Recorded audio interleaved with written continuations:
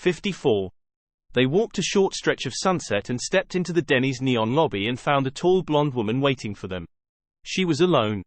She was dressed all in black. Black jacket, black blouse, black skirt, black stockings, black high-heeled shoes.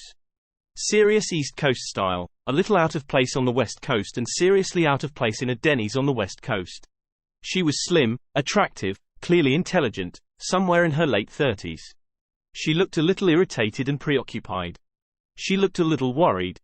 Neagley introduced her all around. "This is Diana Bond," she said. "From Washington, D.C. via Edwards Air Force Base." Diana Bond had nothing with her except a small crocodile purse. No briefcase, not that Reacher expected notes or blueprints. They led her through the shabby restaurant and found a round table in back. 5 people wouldn't fit in a booth. A waitress came over and they ordered coffee. The waitress came back with 5 heavy mugs and a flask, and poured. They each took a preliminary sip, in silence. Then Diana Bond spoke. She didn't start with small talk. Instead she said, "I could have you all arrested." Reacher nodded. "I'm kind of surprised you haven't," he said. "I was kind of expecting to find a bunch of agents here with you." Bond said, "One call to the Defense Intelligence Agency would have done it. So why didn't you make that call?" "I'm trying to be civilized. And loyal," Reacher said. "To your boss. And to my country. I really would urge you not to pursue this line of inquiry." Reacher said, "That would give you another wasted journey." "I'd be very happy to waste another journey. Our tax dollars at work. I'm pleading with you." Deaf ears. "I'm appealing to your patriotism. This is a question of national security." Reacher said, "Between the 4 of us here, we've got 60 years in uniform. How many have you got?" "None." "How many has your boss got?" "None." "Then shut up about patriotism and national security, okay? You're not qualified. Why on earth do you need to know about Little Wing?" "We had a friend who worked for New Age. We're trying to complete his obituary." "He's dead?" "Probably." "I'm very sorry." "Thank you. But again, I would appeal to you not to press this." "No deal." Diana Bond paused a long moment. Then she nodded. "I'll trade," she said. "I'll give you outline details, and in return you swear on those 60 years in uniform that they'll go no further. Deal. And after I talk to you this one time, I never hear from you again. Deal." Another long pause. Like Bond was wrestling with her conscience. "Little Wing is a new type of torpedo," she said. "For the Navy's Pacific submarine fleet. It's fairly conventional apart from an enhanced control capability because of new electronics." Reacher smiled. "Good try," he said. "But we don't believe you." "Why not?" "We were never going to believe your first answer. Obviously you were going to try to blow us off. Plus, most of those 60 years we mentioned were spent listening to liars, so we know one when we see one. Plus, some of those 60 years were spent reading all kinds of Pentagon bullshit, so we know how they use words. A new torpedo would more likely be called Little Fish. Plus, New Age was a clean sheet startup with a free choice of where to build, and if they were working for the Navy they'd have chosen San Diego or Connecticut or Newport News, Virginia. But they didn't. They chose East LA instead. And the closest places to East LA are Air Force places, including Edwards, where you just came from, and the name is Little Wing, so it's an airborne device." Diana Bond shrugged. "I had to try," she said. Reacher said, "Try again." Another pause. "It's an infantry weapon," she said. "Army, not Air Force. New Age is in East LA to be near Fort Irwin, not Edwards. But you're right, it's airborne. Specifically, it's a man-portable shoulder-launched surfer. CE-2 air missile. The next generation. What does it do?" Diana Bond shook her head. "I can't tell you that. You'll have to. Or your boss goes down." "That's not fair." "Compared to what?" "All I'll say is that it's a revolutionary advance. We've heard that kind of thing before. It means it'll be out of date a year from now, rather than the usual 6 months. We think 2 years, actually." "What does it do?" "You're not going to call the newspapers. You'd be selling out your country. Try us." "Are you serious?"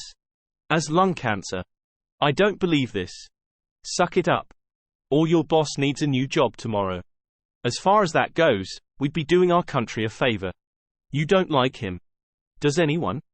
The newspapers wouldn't publish. Dream on. Bond was quiet for a minute more. Promise it will go no further, she said. I already have, Reacher said. It's complicated. Like rocket science. You know the Stinger? Bond asked. The current generation? Reacher nodded. I've seen them in action. We all have. What do? They chase the heat signature of jet exhaust. But from below, Bond said. Which is a key weakness. They have to climb and maneuver at the same time. Which makes them relatively slow and relatively cumbersome. They show up on downward-looking radar. It's possible for a pilot to outmaneuver them. And they're vulnerable to countermeasures, like decoy flares. But Little Wing is revolutionary. Like most great ideas, it starts with a very simple premise. It completely ignores its target on the way up. It does all its work on the way down. I see, Reacher said. Bond nodded. Going up? It's just a dumb rocket. Very, very fast. It reaches about 80,000 feet and then it slows and stops and topples. Starts to fall back down again.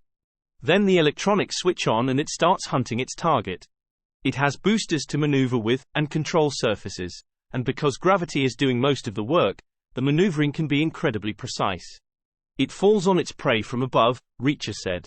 Like a hawk. Bond nodded again. At unbelievable speed, she said. Way supersonic. It can't miss. And it can't be stopped. Airborne missile defense radar always looks downward. Decoy flares always launch downward. The way things have been until now, planes are very vulnerable from above. They could afford to be. Because very little came at them from above. But it's different now. That's why this is so sensitive. We've got about a 2-year window in which our surface-to-air capability will be completely unbeatable. For about 2 years anyone using Little Wing will be able to shoot down anything that flies. Maybe longer. It depends how fast people are with new countermeasures. Reacher said, the speed will make countermeasures difficult. Almost impossible, Bond said. Human reaction times will be too slow. So defenses will have to be automated. Which means we'll have to trust computers to tell the difference between a bird 100 yards up and Little Wing a mile up and a satellite 50 miles up. Potentially it will be chaos. Civilian airlines will want protection, obviously, because of terrorism worries. But the skies above civilian airports are thick with stacked planes. False deployment would be the norm, not the exception. So they'd have to turn off the protection for takeoff and landing, which makes them totally vulnerable just when they can't afford to be. A can of worms, Dixon said. But a theoretical can of worms, O'Donnell said. We understand Little Wing isn't working very well. This can go no further, Bond said. We already agreed. Because these are commercial secrets now. Much more important than defense secrets. The prototypes were fine, Bond said. The beta testing was excellent. But they ran into problems with production. Rockets or electronics or both? Electronics, Bond said. The rocket technology is more than 40 years old. They can do the rocket production in their sleep. That happens up in Denver, Colorado. It's the electronics packs that are giving them the problems. Down here in LA. They haven't even started mass production yet. They're still doing bench assembly. Now even that is screwed up. Reacher nodded and said nothing. He stared out the window for a moment and then took a stack of napkins out of the dispenser and fanned them out and then butted them back together into a neat pile. Weighted them down with the sugar container. The restaurant had pretty much emptied out. There were 2 guys alone in separate booths at the far end of the room. Landscape workers, tired and hunched. Apart from them, no business. Outside on the street the afternoon light was fading. The red and yellow neon from the restaurant's huge sign was becoming comparatively brighter and brighter. Some passing cars on the boulevard already had their headlights on.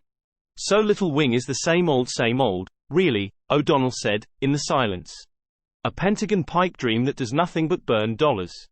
Diana Bond said, it wasn't supposed to be like that. It never is. It's not a total failure. Some of the units work. They said the same thing about the M16 rifle. Which was a real comfort when you were out on patrol with one. But the M16 was perfected eventually. Little Wing will be, too. And it will be worth waiting for. You know which is the world's best protected airplane? Dixon said, Air Force One, probably. Politicians' asses always come first. Bond said. Little Wing could take it out without breaking a sweat. Bring it on, O'Donnell said. Easier than voting. You should read the Patriot Act. You could be arrested for even thinking that. Jails aren't big enough, O'Donnell said. Their waitress came back and hovered. Clearly she was hoping for something more lucrative from such a big table than 5 bottomless cups of coffee. Dixon and Neagley took the hint and ordered ice cream sundaes. Diana Bond passed. O'Donnell ordered a hamburger. The waitress stood and looked pointedly at Reacher. He wasn't seeing her. He was still playing with his pile of napkins. Weighting it down with the sugar canister, lifting the sugar off, putting it back. Sir, the waitress said. Reacher looked up. Apple pie, he said. With ice cream. And more coffee. The waitress went away and Reacher went back to his pile of napkins. Diana Bond retrieved her purse from the floor and made a big show of dusting it off. I should get back, she said. Okay, Reacher said. Thank you very much for coming.